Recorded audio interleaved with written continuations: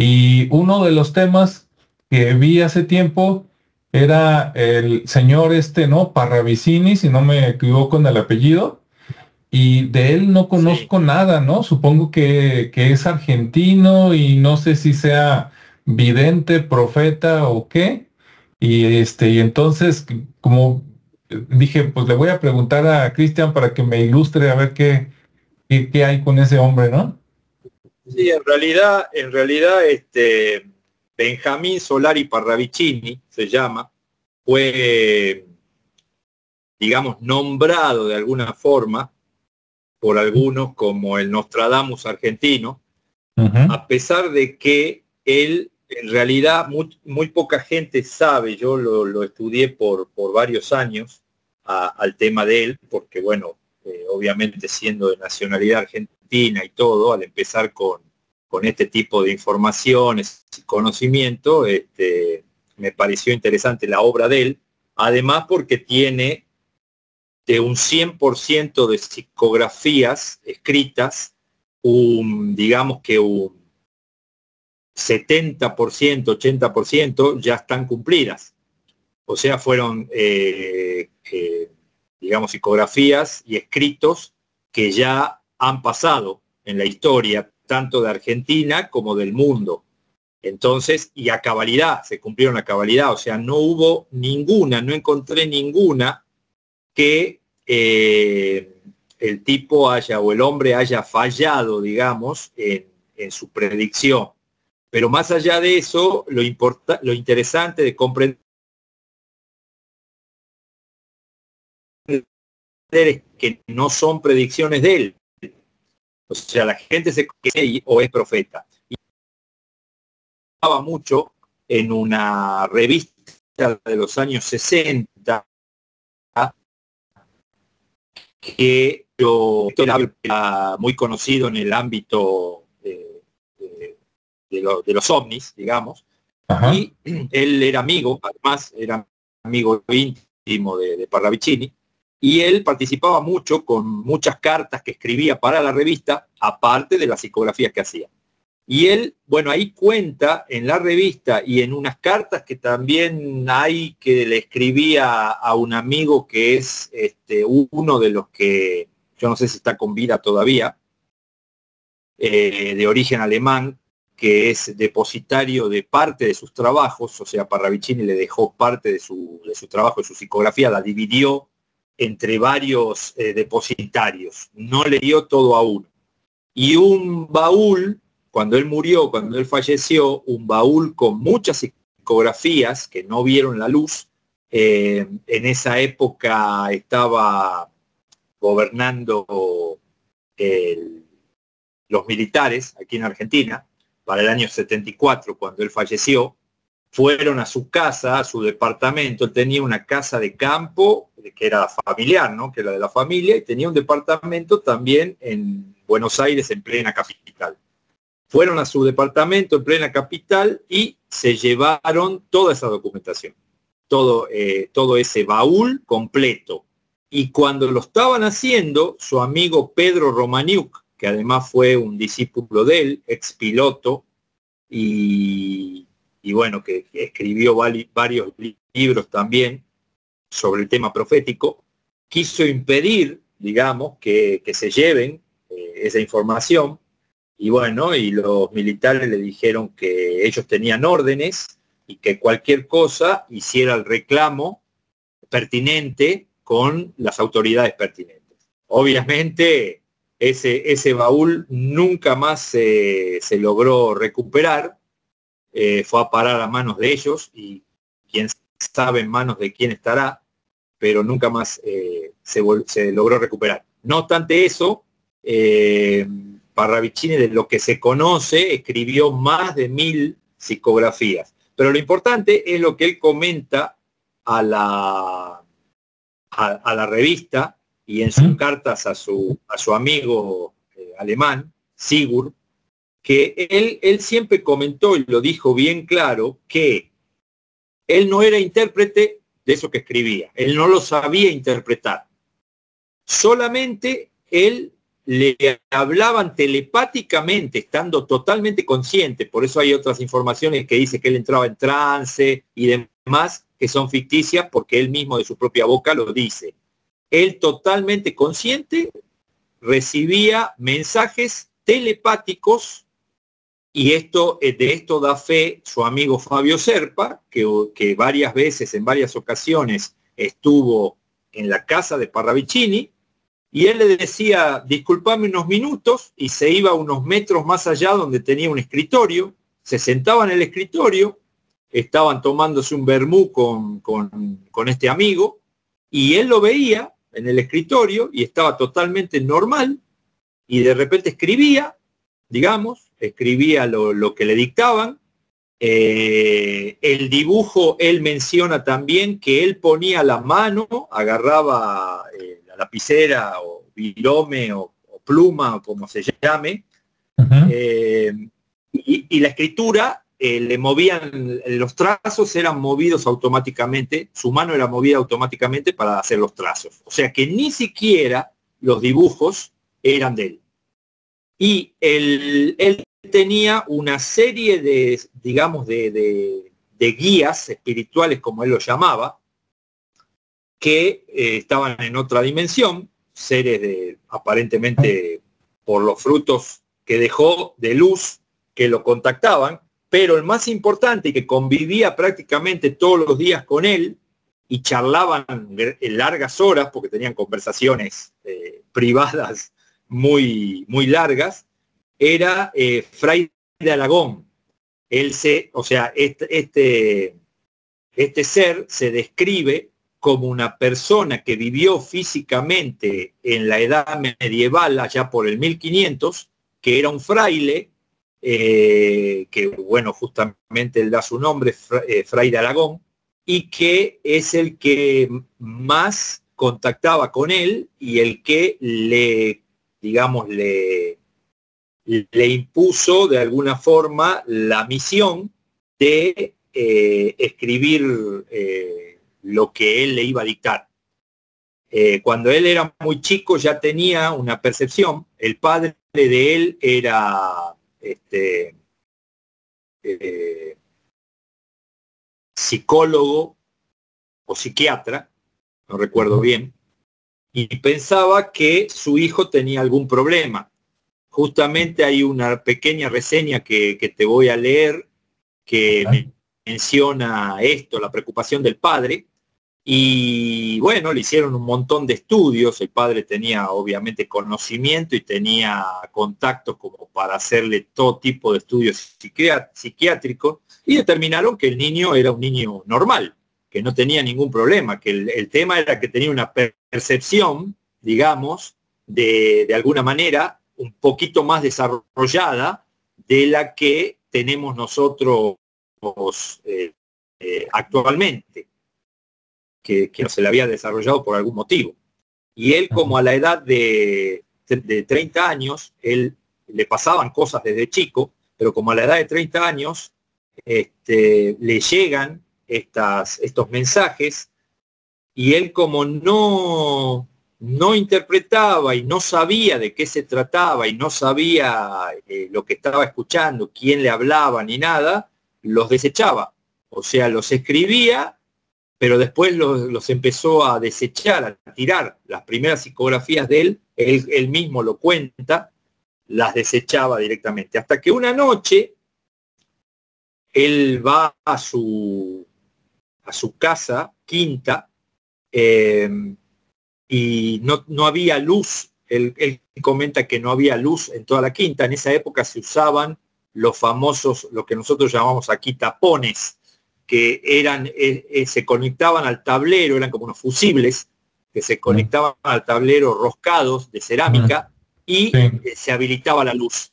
Esa quinta o esa finca quedaba sin luz porque no habitaba nadie.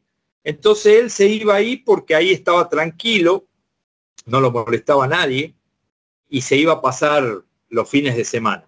Entonces dice que bueno, que pone que el padre le quitaba los fusibles esos para que él, digamos, no fuera. o no tuviera la ventaja de poder tener luz, si iba. Sí. Entonces, pero dice que él siempre llevaba un tapón en el bolsillo, porque quitaba uno solo de los tres, entonces, o de los dos, no recuerdo bien. Entonces él iba con su tapón, lo enroscaba y bueno, habilitaba la luz.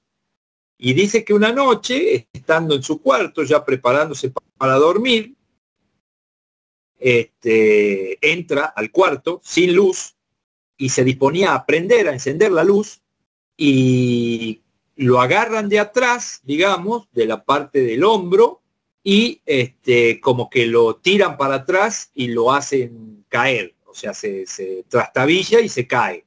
Se cae de espaldas, digamos.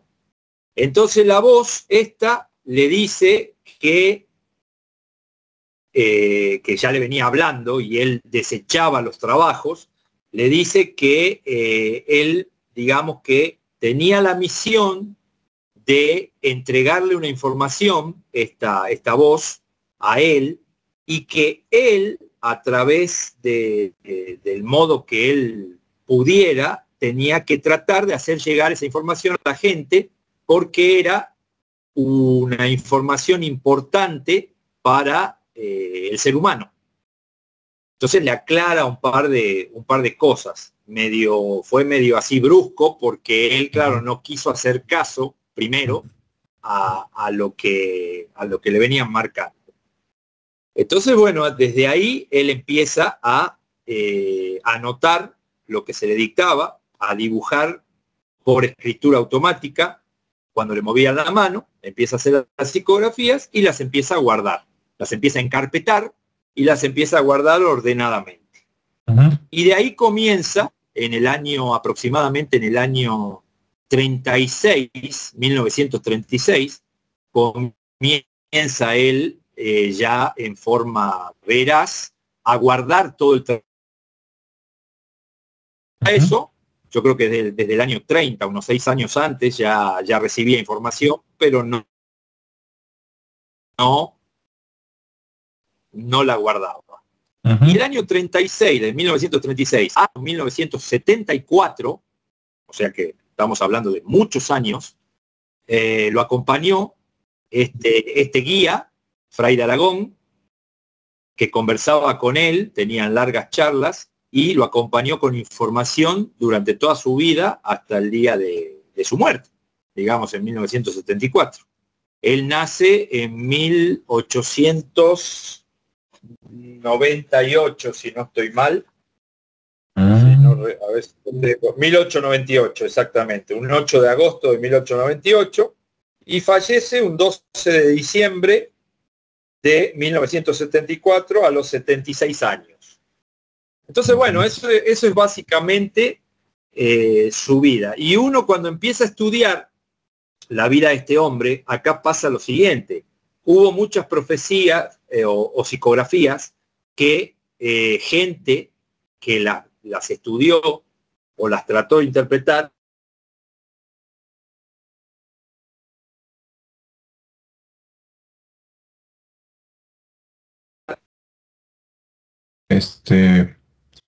decían que no se cumplieron, las ya cumplidas, digamos. Ajá.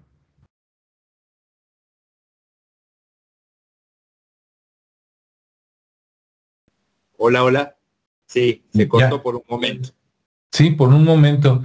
Te escuché que hasta donde había unas personas que decían que no es cierto que se habían cumplido, hasta ahí te escuché.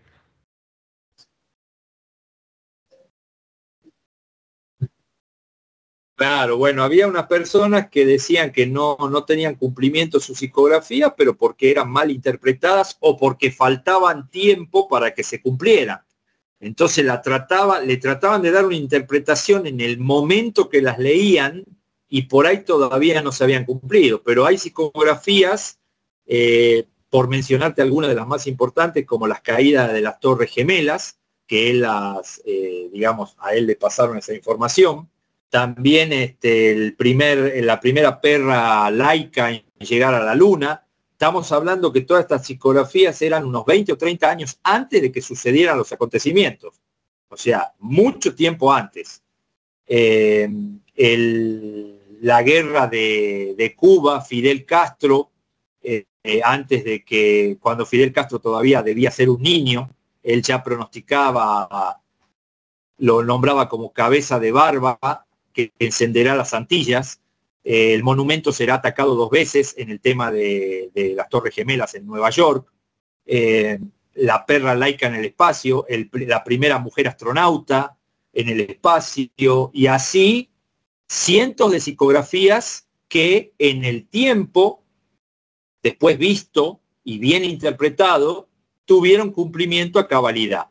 Y no se encontró ninguna de las que él dejó, porque acá hay que dividir, digamos, en 2 partes. La parte que se cumplió y la parte que aún no se cumple, que fueron todas las dadas entre el 72, entre el 71, 1971 y 1973, hasta un año antes de su muerte, que hay algunas, como te mencioné, que debe haber escrito incluso en el año 74 antes de fallecer, porque él fallece a finales del 74, internado en una clínica. No fue una muerte no tuvo mucha agonía, digamos, ni sufrió, ni nada por el estilo. Y dejó plasmado todo, digamos, en esa era, o en esa época, o en ese año, dejó plasmado lo que iba a venir a futuro, que es lo que estamos viendo, y algunas cosas todavía las estamos esperando que se cumplan. Pero todo lo del, digamos, lo del 36, lo del 38, la Segunda Guerra Mundial, y todas esas informaciones se cumplieron a cabalidad. O sea, hoy no queda duda, porque si uno las lee y les da la interpretación correcta, es muy evidente, porque aparte no hablaba, no era una simbolociencia, ni hablaba encriptadamente como Nostradamus, ni nada. O sea, él, tal cual le dictaban, y eran las psicografías eran muy puntuales y muy entendibles. O sea, habladas con palabras que no había que buscar, digamos, una interpretación demasiado complicada, como en el caso de Nostradamus, que él usaba cuartetas y que dejaba encriptadas las cosas. Aparte, por lo que yo pude ver de Nostradamus, el tipo tenía a pesar de decirse católico y demás, para que no lo persigan, tenía una secta, porque él estaba con un maestro que se llamaba Ulrico de Maguncia, y él era creador de una secta, y tomaba mucha información de Juan de Jerusalén, de las profecías de Juan de Jerusalén del año 1000, Nostradamus en el 1500. Y Nostradamus hacía unos almanaques que los comercializaba al final de cada año. Entonces tenía, digamos, un negocio de alguna forma montado. Parravicini no. Parravicini trabajaba en un banco normal, además era pintor de cuadros, digamos, era artista, y esto lo hacía, como te mencioné, porque se lo había pedido ese guía que le dictaba, y no eran de él, las profecías o las psicografías. Y él siempre lo dijo: yo solamente transcribo y dibujo lo que me dictan a la mente, y los trazos me mueven la mano. O sea, yo no soy capaz de darle interpretación a estas cosas. Es más, había cosas que no las entendía. Después, ya en sus últimos años, con las charlas que tenía con su guía, se ve que él le preguntaba y se interiorizó mucho más, y pudo discernir él mismo lo que se venía, lo que pasaba, cómo era la vida espiritual, cuál era el trabajo que nosotros teníamos que hacer aquí físicamente hablando para ser más espirituales y menos materialistas, y todo eso. Pero eso ya fue hacia el final de su vida. Pero en sus comienzos, cuando él era joven, él no entendía prácticamente mucho de lo que estaba recibiendo. Esa es la verdad, digamos, de Parravicini. Y muchos mencionan que él entraba en trance, y trance se le llama perder la conciencia. Y él jamás perdió la conciencia, y hay testigos que lo aseguran, allegados a él, como Fabio Serpa, que estaba totalmente normal, se ausentaba, como te dije, a unos metros, digamos, a la cara de la persona, y se tomaba unos 10 minutos, escribía lo que le dictaban, hacía los trazos y volvía con esta persona a seguir tomando su vermú. O sea que era algo totalmente normal lo que sentía. No entraba en trance ni nada, simplemente se alejaba, obviamente, para prestar atención a lo que se le estaba dictando, porque obviamente una persona no puede estar con otra persona y estar escuchando voces y estar escribiendo mientras está con la otra persona charlando. Es imposible. Entonces, digamos que se alejaba un par de metros como para poder prestar atención a lo que se le comentaba o lo que estaba recibiendo. Básicamente es eso.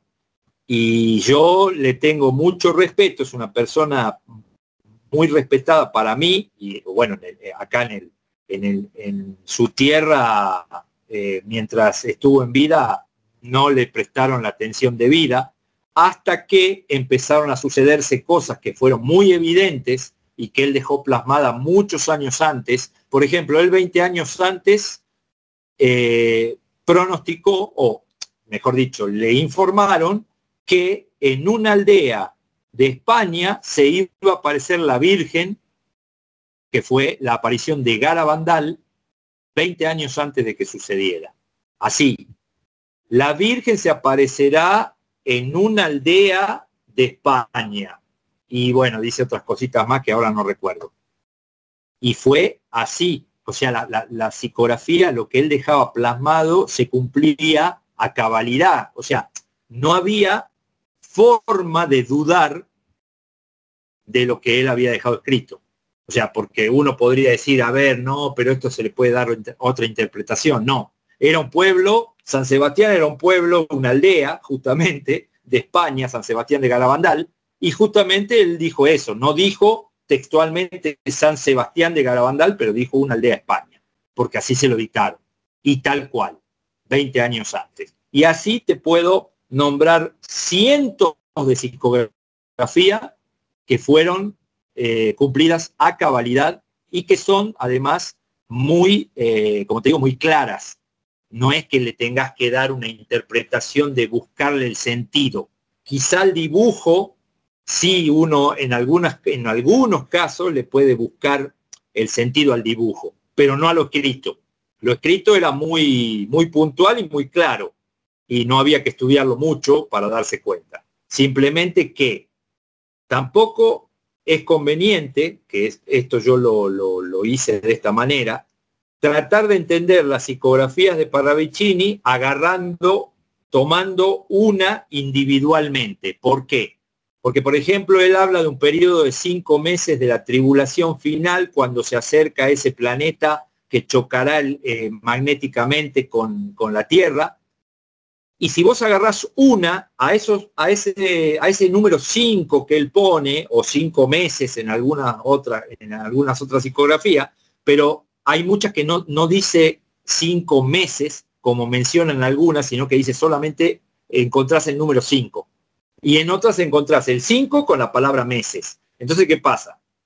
Si yo tomo la psicografía que solamente tiene el número 5, no puedo darle un significado. Y así es como malinterpretan, y esos 5 meses, muchos dicen que se refería a tal cosa, tal otra, y no, si vos agarrás todas las psicografías encarpetadas que hablan del número 5 y de los 5 meses, te das cuenta que están todas relacionadas, y que está hablando de ese periodo de tiempo, de 5 meses. Es muy fácil interpretarlo así. Ahora, si yo saco una psicografía con el número 5 nada más y trato de dar interpretación a eso sin conocer las otras, bueno, le voy a dar mi interpretación personal, pero no voy a llegar a la verdad o a lo que él dejó plasmado. Entonces, la psicografía de Parravicini, ¿cómo las interpreté o cómo las estudié yo? Viendo todas las psicografías y armando todas las que tenían que ver con el mismo tema. O sea, cuando habla de una tercera guerra, entonces yo trato de buscar todas las psicografías que se habla de una tercera guerra y verlas a todas juntas, porque ahí se le puede dar una interpretación mucho más fácil de si agarro una sola y trato de interpretar. Cuando él habla de los tres humos, que algunos interpretan que los tres humos son el primer humo, la Primera Guerra, el segundo humo, la Segunda Guerra Mundial, y el tercer humo, la Tercera Guerra Mundial. Sin embargo, cuando vos ves todas las psicografías que habla de los humos, primero que a la guerra se refiere como guerra, o como la hecatombe final, o como fuego de los fuegos. Nunca se refiere como humos. Y si vos agarrás todo el compendio de psicografías que hablan de los humos, te das cuenta que él habla del primer humo que se desarrolla en ese final de finales antes del principio. O sea, está hablando de esa guerra final y de ese cataclismo final, y ahí aparece recién el primer humo. Entonces, si tomamos eso en cuenta, nos vamos a dar cuenta de que no puede estar hablando el primer humo de una Primera Guerra Mundial, porque la Primera Guerra Mundial ya pasó, ya se desarrolló. Entonces, esa es la manera de ir enlazando, de alguna manera, que es la forma de investigación que yo uso para toda mi investigación, ir enlazando de diferentes fuentes la información para poder sacar por discernimiento una conclusión. Y con Parravicini no es la excepción. Hago lo mismo. Trato de buscar todas las psicografías que hablan de lo mismo y leerlas o verlas todas juntas. Entonces de ahí uno entiende, porque lo que no aclara en unas, los aclara en otras que está hablando del mismo tema. Entonces uno ahí llega a una conclusión bastante acertada y cercana a la verdad. De otra manera, queriendo interpretar, es lo que hablábamos siempre, si uno quiere interpretar la Biblia leyendo solo la Biblia, el texto bíblico, no lo va a poder hacer porque hay un montón de textos que fueron, digamos, apócrifos, que fueron retirados del canon bíblico, que te ayudan a entender ese texto bíblico y que sin eso es muy difícil darle interpretación. Entonces con Parravicini pasa lo mismo.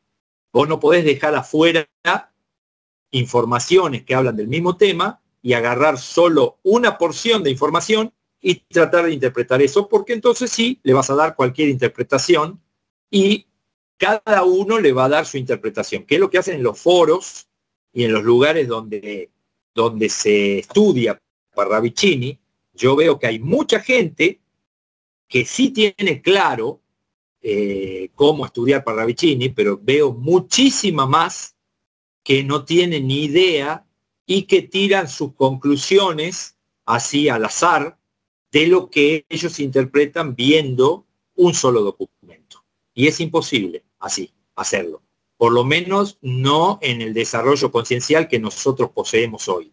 Quizá en un futuro podemos entenderlo más fácilmente viendo textos así, párrafos de textos, no texto completo. Pero si uno no lee las cosas completas, ese por lo menos es mi forma de trabajo y mi pensamiento, ¿no es cierto? O sea, cada uno es libre de darle la interpretación que quiera y de hacer el trabajo en la forma que quiera. Esto es, digamos, algo mío, algo personal particular. Ok, oh, pues está muy interesante, muy amplio. Y ahorita que me platicaste todo eso, tengo unas dudas. Quisiera saber, a ver tú qué piensas.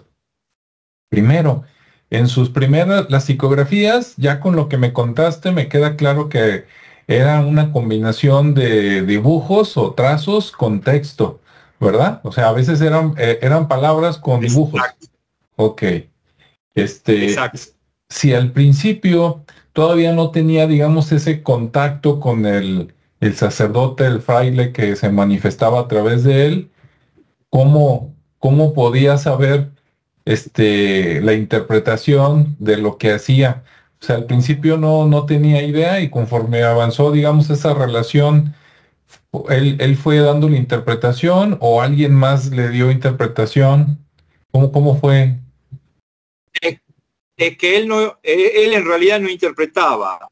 Fray de Aragón le dijo, escribe, hijo, las palabras que yo te dictaré y dibuja el trazo con el cual yo moveré tu mano y listo. Y ahí concluía el trabajo, la misión de Parravicini. La misión de Parravicini no era interpretar él qué quería decir lo que se le estaba dictando. Simplemente él debía guardar todos los trabajos psicográficos, o sea, la escritura y el dibujo, para entregarlo a la humanidad y que después la humanidad apercibida esto es como la semana 70 de Daniel. Cuando se le dictó a Daniel las 70 semanas, se le dijo, cierra el libro y sella estas palabras hasta los tiempos del fin. Y Daniel no salió a interpretar nada. Daniel escribió lo que le dictaron en la isla de Patmos, cerró el libro, selló las palabras para que en su tiempo, en la cápsula de tiempo-espacio nuestra, se abrieran esas palabras y se le diera interpretación. ¿Por qué? Porque se sabía que para ese tiempo no se le podía dar interpretación o se sabía que Daniel no las iba a poder interpretar. Más o menos algo parecido pasa con Parravicini. A Parravicini se le dictó una información, pero no para que él trate de decir va a pasar tal o cual cosa o esto es así o esto. No, él escribía simplemente como que a mí o a vos nos hablen telepáticamente a la cabeza y nosotros transcribimos lo que estamos escuchando en nuestra cabeza. Eso no quiere decir que nosotros seamos intérpretes de eso que estamos escribiendo. No somos los autores, primero y principal, y tampoco somos, como no somos los autores, no somos los intérpretes, tampoco. Entonces, que después con el paso del tiempo, porque fueron muchos años de escribir, haya entendido por dónde iba la cosa y a dónde nos dirigíamos y qué había que hacer, cómo había que comportarse en actos, pensamientos, emociones, porque eso lo deja claro en unas cartas que él le escribe al amigo de él, está bien, pero ya digamos, más hacia el final de su vida. Pero en principio no entendía muchas de lo que escribía y de la psicografía, no las entendía. Y él mismo lo dijo de su boca. Dice, yo no puedo darle interpretación a esto porque no sé de qué se están hablando. Y cuando él las desechaba porque justamente no comprendía lo que le estaban dictando.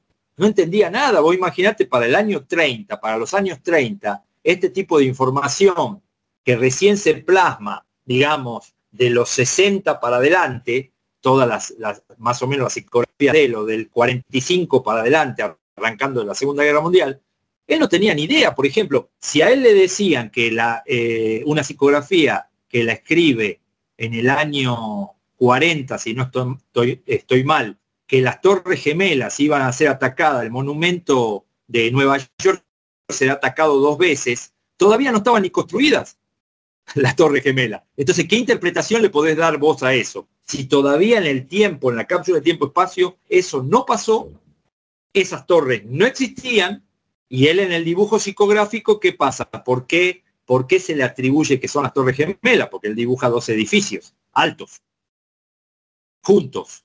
O sea que no queda duda que está hablando, y es fue un monumento simbólico de los Estados Unidos, el World Trade Center, digamos. Era un monumento a lo que es la Babilonia moderna, digamos. Ellos estaban orgullosos, o sea, los estadounidenses estaban orgullosos de esos 2 monumentos. Entonces, por eso él menciona el monumento será atacado 2 veces, pero porque se lo dictan. Él no sabía a qué se estaban refiriendo, qué monumento, si no existía. En Nueva York, sí, pero no existía. Ahí no había nada. Ajá. Creo que ahí lo único que existía era el Empire State para el momento, pero ahí estaba solo. No había un edificio al lado del otro. Entonces eso ocurrió después. Por eso es que él, digamos que lo que recibe siempre era con mucha antelación, era con mucha antelación. Acá él nunca recibió, por lo que yo pude indagar, nunca recibió información que se cumpliera a los meses o a los pocos años. Siempre tenían 20 años, 30, no sé, 15 años al futuro, hacia el futuro, para darle cumplimiento a eso que él escribía. Entonces, obviamente, era muy difícil ubicarlo, digamos, a esa información. Y su guía tampoco le explicaba demasiado, pienso yo, esta es mi interpretación, porque no era el trabajo de él interpretar, y porque había muchas cosas que no las iba a entender. Vos imaginate que si yo te menciono a vos que dentro de 20 años va a pasar algo, pero vos no estás en conocimiento de que donde va a pasar eso hay unos edificios que todavía no existen, te tengo que explicar, tengo que perder un montón de tiempo explicándote que ahí se van a construir unos edificios y que va a pasar tal cosa porque tal otra, porque entonces eso no se hacía. O sea, este guía le decía, tú escribe, así como se le dijo a Daniel, tú escribe lo que yo te dicto, te muevo la mano, hacemos el trazo y guardá la psicografía, para que en un futuro esas psicografías sean entregadas, abiertas al público, y el público que esté apercibido para estos tiempos pueda entender de qué se está hablando, porque hoy mismo te dicen, hay un planeta que se acerca para el final de era y que va a venir y va a colisionar magnéticamente y va a cambiar el eje terráqueo, va a producir un cambio de polos. Bueno, hay mucha gente que entiende de qué se está hablando, comprende y hace el trabajo en base a ese conocimiento que está adquiriendo. Y hay otros que siguen su vida normal y los sorprende el evento porque o no se quieren enterar, o no están apercibidos, o no es su momento de entender. O sea, todos no estamos con el mismo desarrollo conciencial. Todos lo podemos adquirir, porque todos tenemos la misma capacidad. Nadie es más inteligente que el otro. Pero ¿qué pasa? Para desarrollar eso hay que trabajar con eso, hay que trabajar en el conocimiento. O sea, vos te dedicás a la investigación y conoces un montón de cosas porque investigás. Entonces, si no estás en ese camino investigativo, ¿qué va a pasar? No vas a entender nada. O sea, hay las cosas, vos vas a concentrarte en el día a día tuyo, en trabajar, en hacer dinero, en la vida que estás llevando en ese momento, en los vicios si los tenés, y punto, te vas a concentrar ahí. Y si te vienen a hablar de una cosa que va a pasar al futuro, vas a decir, este está loco, directamente, y listo. Pero para la gente que sigue este camino y va informándose, todo está enlazado, toda información está enlazada con otra, aunque parezca que no. Entonces, una cosa te va llevando a la otra. Y cuanto más conocimiento investigativo adquirís, sin necesidad de ser un vidente, sin necesidad de ser un profeta, vas armando el rompecabezas y vas entendiendo lo que va a pasar. Porque esto se dijo mucho. El que conoce el pasado sabe armar el futuro. ¿Por qué? Porque son cosas, muchas de las cosas son cíclicas y se repiten. Entonces, si vos conocés la historia pasada y conocés la actual, podés enlazar y podés determinar hacia futuro qué es lo que va a pasar. Y eso no quiere decir que vos seas vidente o seas profeta. Simplemente estás haciendo un trabajo de razonamiento, estás aplicando un discernimiento, estás aplicando una intuición, que es lo que la gente hoy está tan desconectada y usa su cerebro craneal y no usa el otro cerebro intuitivo conectado con ese cerebro craneal, que te ayuda un montón a saber si lo que estás viendo, interpretando o, digamos, proyectando a futuro, realmente va a ser así o no. O sea, el corazón te marca. A mí me pasó muchas veces de hace años atrás decir, va a pasar tal cosa, y no porque yo lo haya visto o porque sea profeta, sino porque hago enlaces, y mi intuición me dice que eso se va a desarrollar de esa manera. Y después se plasmó, entonces me demuestra que mi intuición me sirve bien. Entonces, si mi intuición me sirve bien, la sigo usando. Y muchos pueden decir, no, pero no te podés guiar, no me interesa lo que digan los demás. O sea, yo sigo mi lineamiento porque a mí me resultó, y si yo, ¿por qué lo voy a cambiar? O sea, si yo tengo una información con sustento y viene otra persona y me sustenta la información y me dice, no, esto no es así, y me sustenta de una mejor forma, y mi intuición me dice que esa persona está en lo cierto, yo adopto la información de esa persona, la hago mía, y después saco mis propias conclusiones. No, o sea, estoy abierto, o sea, yo no es que me cierro y digo, no, lo que digo yo es lo que no, yo estoy abierto en la medida, ¿no?, es mejor que la idea que tengo yo desarrollada. Entonces ahí sí yo la tomo. Pero si a mí vienen y un negacionista, llamémosle, me dice, no, el planeta no se va a acercar y no va a haber un cambio de polo. Y vos le preguntás por qué y no te sustenta por qué. Te dicen, simplemente niegan. ¿Por qué? Porque tienen temor. Entonces el temor provoca, lo primero que provocan en la reacción humana es la negación. Entonces yo de esa persona no me puedo, digamos, apoyar para decir, sí, él tiene razón y yo no. Okay. Ahí estamos de nuevo. Sí, pero lo bueno que son como 3, 4 segundos y volvemos, pero vuelve. sí, no, de acuerdo contigo de que pues nadie puede decir pues esta es la verdad, pero si tú ves que te va funcionando, ¿verdad? Para vivir tu vida, prepararte al futuro, adelante. Ahora, si el trabajo, digamos, de Parravicini era escribir y divulgar, a él le dijeron también, como la otra persona que comentabas, que lo guardara hasta tal fecha. Sí, a él le dijeron también que guardara las psicografías y que las diera a conocer después, o conforme las iba escribiendo, las iba mostrando.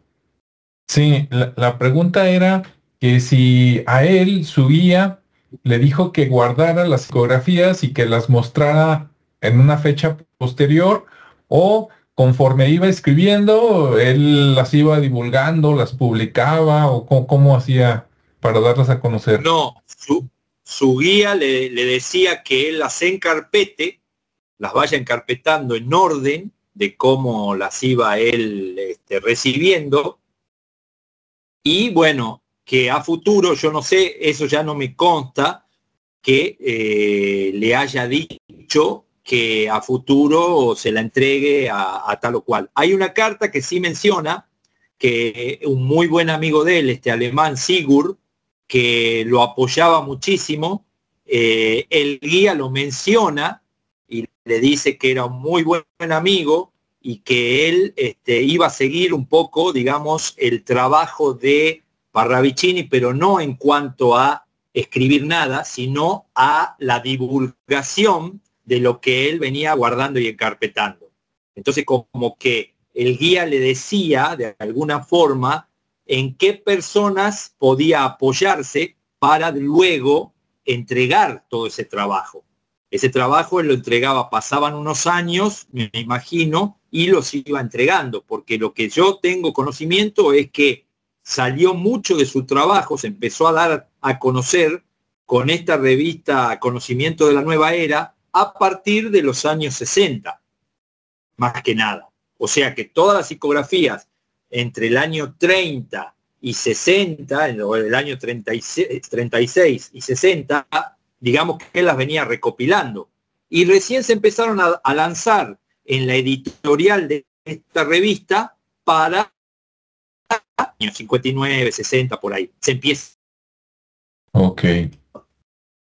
Bien. Donde no le daban, digamos, credibilidad, en un país donde no le daban credibilidad, hasta que comenzó a ver la gente, por eso que se había ya divulgado, que se empezaba a cumplir a cabalidad, como lo del viaje a la luna, como lo de la perra en el espacio, como lo de los astronautas rusos, la carrera espacial, todo eso él lo dejó plasmado mucho antes que suceda. Entonces, obviamente, después cuando sucedió, dijeron, gente que leía la revista, empezó a ver, se empezó a hacer internacional el hombre. ¿Por qué? Porque dice, mirá, este lo dijo hace 20 años atrás, esto, que acaba de ocurrir. ¿Cómo puede ser? Entonces ahí empezó a ganar él credibilidad y se le empezó a dar, digamos, más,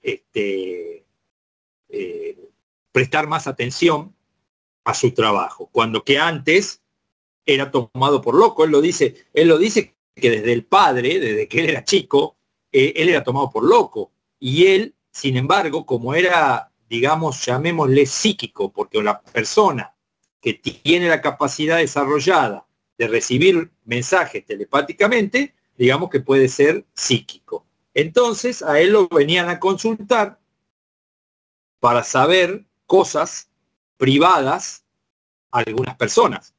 Pero ¿qué pasa? Él, si su guía no le decía nada acerca de esas personas, él no tenía forma de saber o de dar una lectura como hacen en el esoterismo o algo por el estilo. Y él lo decía. Por ejemplo, hay una escritora, hubo una escritora acá en Argentina muy conocida que se suicidó ahogándose en el mar. Y es así, es una carta que él escribe unos meses antes o unos días antes, si mal no recuerdo, no unos meses. Es así, fue una de las únicas que él describe lo que estaba pensando la mujer al introducirse al mar. O sea, él detalla lo que iba pensando la mujer, que era escritora, poetisa, digamos, ahora no me viene a la mente el nombre, pero es muy reconocida, lo que iba describiendo la mujer a medida que se metía al mar, digamos. Y eso obviamente se lo debieron también marcar este guía, lo que iba a pasar. Entonces, un par de días después sale la noticia, él publica no sé si en la revista publica la carta, y unos días después, sin dar nombre obviamente, y unos días después sale la noticia de que esta escritora poetisa se había suicidado en el mar.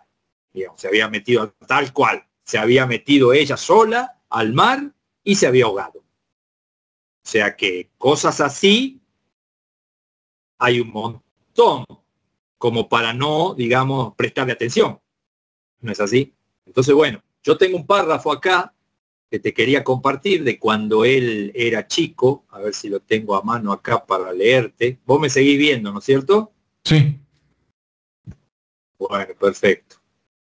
Bueno, dice así: para el doctor Solari padre de Benjamín Solari Parravicini, siendo todo un profesional, no resultaba nada fácil sobrellevar y convivir con su primogénito, debido a las costumbres disipadas del joven pelón. Le decían pelón porque justamente él, ya en su avanzada edad, ya de más grande, ya era pelado, digamos, no tenía cabello.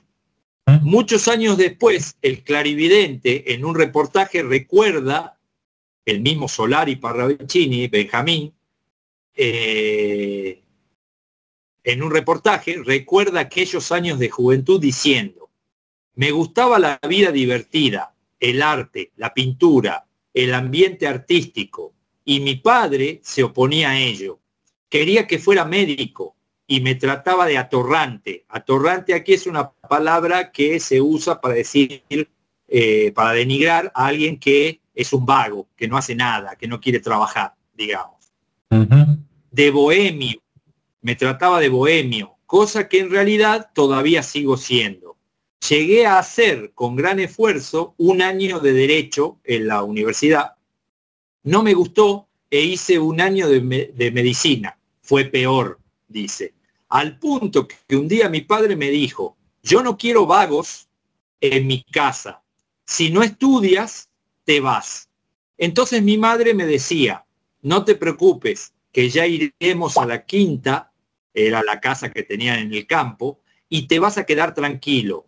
pues cuando vuelva tu padre ya se le habrá pasado. Así fue, y quedé solo en mi departamento, situado en el cuarto piso de la finca. Por temor a los cortocircuitos, mi padre había sacado todos los tapones de manera que la casa quedaba a oscuras, pero yo tenía un tapón en el bolsillo, lo ponía en mi piso y tenía luz propia. Esto está tomado de la fuente de la revista Conocimiento de la Nueva Era, en un reportaje hecho a él por Marcela Casals y Alberto Casals en junio de 1967. O sea, esto no es que, digamos, sujeto a debate de si es o no es verdad. Esto estaba plasmado en la revista con número, con año, con todo. Es más, da el número de la revista de ese momento, digamos, el número de revista, para que uno lo pueda consultar sin ningún problema. Sobre los falsos profetas, por ejemplo, aquí habla don Pedro Romaniuk, fue uno de los amigos de Benjamín Solari Parravicini, publicó varios libros con las profecías de Pelón, del mismo Parravicini, polémico y frontal, tal era su estilo, esboza en Cono Sur, uno de sus libros, su personal visión sobre los falsos profetas. A continuación, un fragmento de puño y letra para que el lector juzgue mejor. Este era un discípulo de él y lo acompañó hasta el día de su muerte. Los falsos profetas de hoy, tal como nos anticipaba la Biblia, crean leyendas y urden mentiras, porque del error se nutre la maldad, proponiendo ideas y métodos pseudo-espirituales a la humanidad, necesitada de justicia, equilibrio y verdad, provocando tremendas confusiones en las mentes y corazones de la sociedad, pues los intereses en juego afectan y atraen tanto a ricos como a pobres, a débiles como a poderosos, a seres anónimos como a figuras populares. El poder que puede lograrse mediante el manejo organizado de las grandes masas, sea ideológicamente o a través de señuelos espirituales, es incalculable. Esto lo decía su discípulo, Romaniuk. Y cuánta verdad que hay en eso, ¿no es cierto? Sí, sí, porque normalmente estas personas que tienen, digamos, esas habilidades o esos dones, luego les llegan clientes, ¿cómo digamos? O sea, como gente mala, ¿no? Políticos, delincuentes, porque también quieren conocer el futuro de cómo les va a ir. Exactamente. Él no corrió ese Y peligro. ellos empiezan, y ellos además, ¿quién? Parravicini. O sea, no estuvo con ese peligro de que le llegara, digamos, la mafia y... Yo calculo que sí lo consultaban porque justamente a su nieta, es su nieta espiritual en realidad, porque él no estuvo casado y no tuvo hijos, pero sí él había nombrado, designado una nieta que era muy amiga de la familia como su nieta espiritual, que desde chica iba a la casa y bueno, compartían vivencias. Esta persona con la cual yo me contacté directamente me decía que a ella misma, sin ser ya estando fallecido Parravicini, le consultaban como si ella supiera con el tema este del hombre gris. Los políticos de aquí de Argentina, muchos políticos, le consultaban si él era el hombre gris, preguntaban.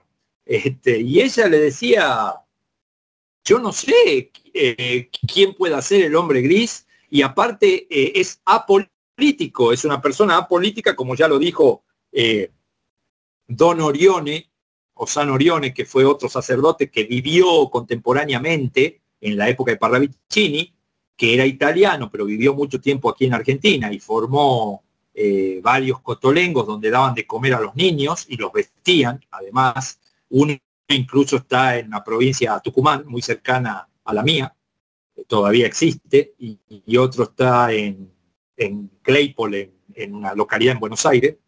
Y este hombre dijo también, porque mencionó algunas cosas de este personaje que tendría que aparecer, y vendría sin relación con esa político y vendría sin relación con todo esto, por lo que yo estuve estudiando de Parravicini cuando habla de este personaje, tendría que ser sin relación con el tema de todo de esta gobernanza mundial que todavía no se dio, digamos, después de eso, porque obviamente si una persona quiere gobernar un país latinoamericano y consolidarse con los demás países de Latinoamérica en un momento que hay un solo gobierno mundial y que hay un control absoluto, no hay que ser muy inteligente para darse cuenta que lo matarían en el acto y sería imposible. O sea, eso solamente puede ser posible después de una guerra, de esta guerra por venir, y después de un cataclismo donde el mundo, en minoridad de humanos, como marca Parravicini, quede en una situación que una persona pueda aparecer, pero sin ser un político que quiere mandar, sino simplemente alguien que quiere guiar y trabajar en conjunto para poder levantar de nuevo, digamos, una población. Entonces eso se puede entender mejor. Y Romaniuk, el discípulo de Parravicini, menciona con respecto a que evidentemente algunos dicen que puede no ser una persona, que puede ser digamos, una población, y que es gris porque no es blanca ni negra, porque es apolítica y qué sé yo, pero se deja bien claro y bien plasmado que sí es una persona, pero menciona Romaniuk que tendrá el hombre gris 24 pares de ojos, 24 pares de oídos, 24 narices, 24 cerebros, o sea, está hablando de un equipo de gente. Está hablando de un equipo de gente, todos trabajando por un bien común. Entonces, que lo menciona él así, tal cual, dice, es un equipo de gente con y trabajan por un bien común, por el bien de una humanidad remanente, pero no ahora. Ahora con lo que está pasando y con toda la locura que hay y lo que está por acontecer, es imposible que una persona cualquiera en el mundo aparezca y quiera gobernar lo ingobernable o quiera aliarse con otras personas que tengan su mismo pensamiento y tratar de hacer algo bueno, porque estamos en el mundo de la maldad. Entonces, en el mundo de la maldad es como un pez que quiere navegar contra la corriente. Como yo siempre digo, tengo un chiste, digamos. El pez que nada contra la corriente muere electrocutado. Es así de simple. O sea, no se puede. Entonces es muy fácil de entender, interpretar eso, de que no es para ahora. Entonces, de repente se está diciendo que es apolítico, que es un hombre que no tiene, que es humilde además, que no viene de la casta política, que no es rico ni nada por el estilo.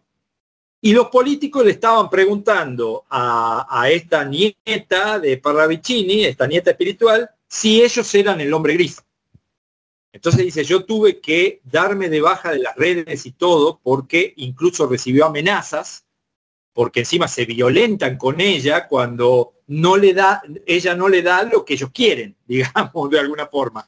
Entonces tuvo que bajarse las redes. Yo la invité para hacer un programa justamente con Salim, para preguntarle algunas cosas más acerca de su abuelo, y me dijo que por ahora ella no quería salir en ninguna red, ni por esto que te estoy comentando, porque no la dejaban ni trabajar en el trabajo que ella tenía, tranquila, con este tema. Así que bueno, es la locura en masa de la gente que quiere saber o quiere hacer su voluntad de alguna forma, porque ¿qué pasa? Quiere saber, pero cuando vos le decís una verdad, no la aceptan, porque ellos tienen otra idea en la cabeza. Entonces, ¿qué quieren? Quieren hacer su voluntad. Y cuando no les sale la cosa como ellos quieren, molestan.